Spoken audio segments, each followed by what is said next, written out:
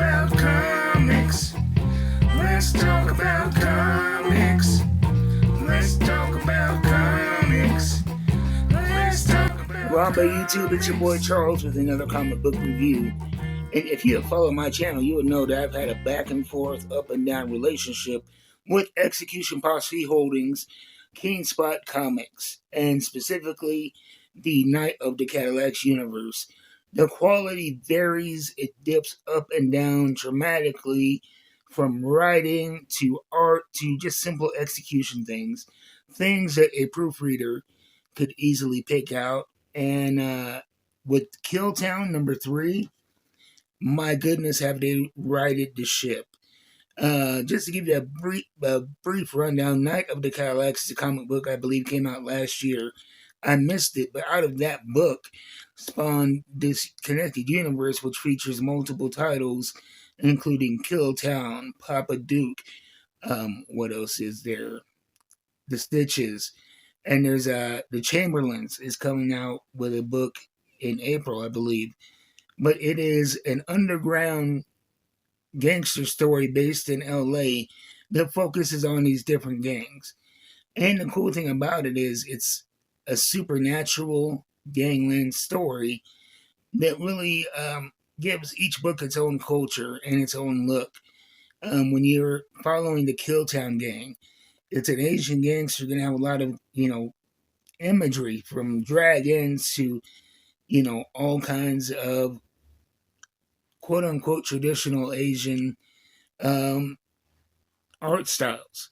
With Papa Duke, it's more of a cut and dry American gangster story.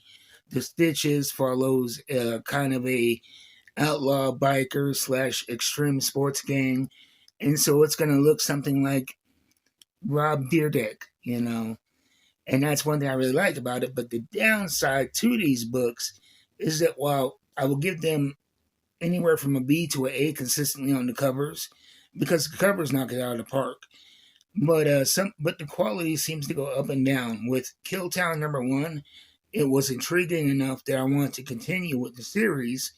But then #2, it took a dive as far as logical flow and even things like misspellings and speech bubbles over the wrong character.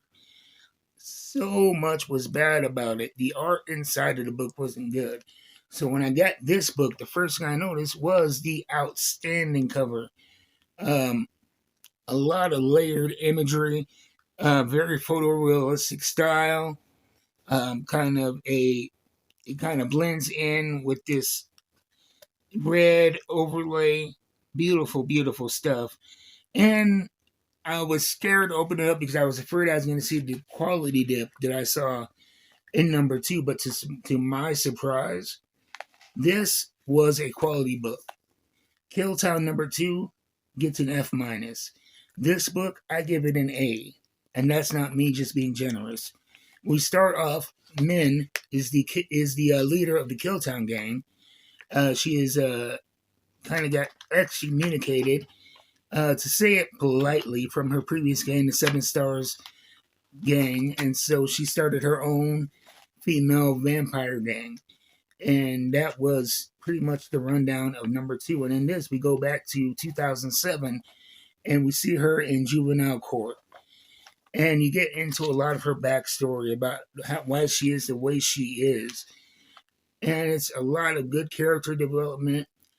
The art is so much better. I didn't see any of the misspellings, any of the technical errors I saw in #2, and the story has a logical flow. You see her going to a foster home that was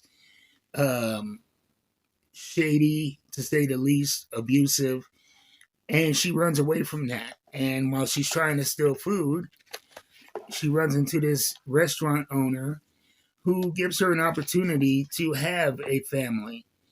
And, kind of really takes her in, and she allows her to work kind of as a work for food situation, but they end up becoming family. Her name is Mrs. Zhu.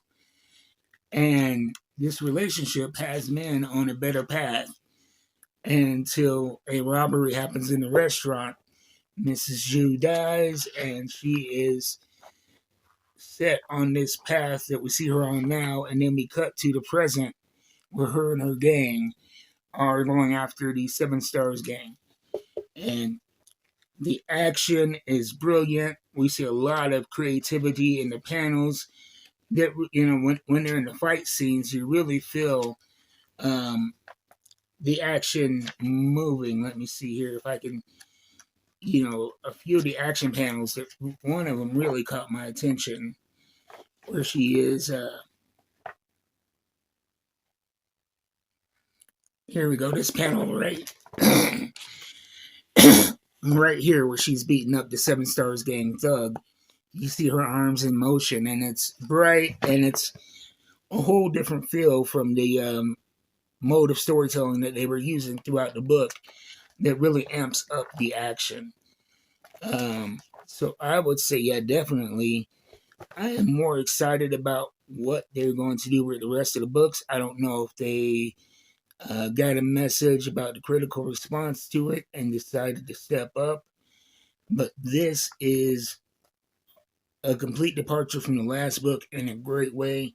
I definitely suggest you check it out. It has me excited for the rest of the books to come out. You know, if they're going to be improving this much, I really like seeing it. Oh yeah, another book that was involved in the Night of the Cadillacs was Lipstick Clica, which is a gang of vampire cholas, a Latina gang.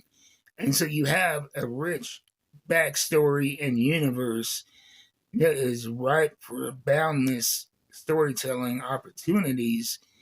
I just hope that they can continue to produce quality as opposed to half-ass dribble, which, like I said, I am not going to pull punches. Number 2 was bad.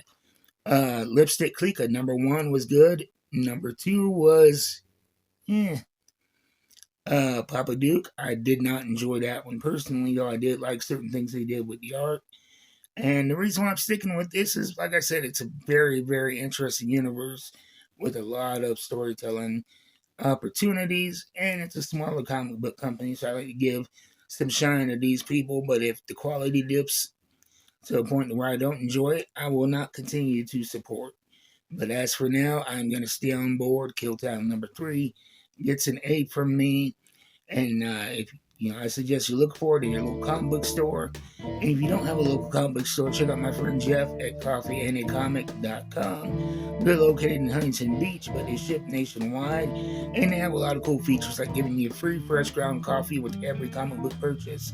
And if you're not in Huntington Beach, like I'm not, you can pay a one-time shipping subscription fee per month, and you will get books sent out to you on a weekly basis. And if you want to see the safety and security your books will be shipped in, tune in to my new comic book day unboxings every Wednesday at 3 p.m. Mountain Time. So I'll see you then, and I'll see you next time. Until then, keep reading them books. I'm out.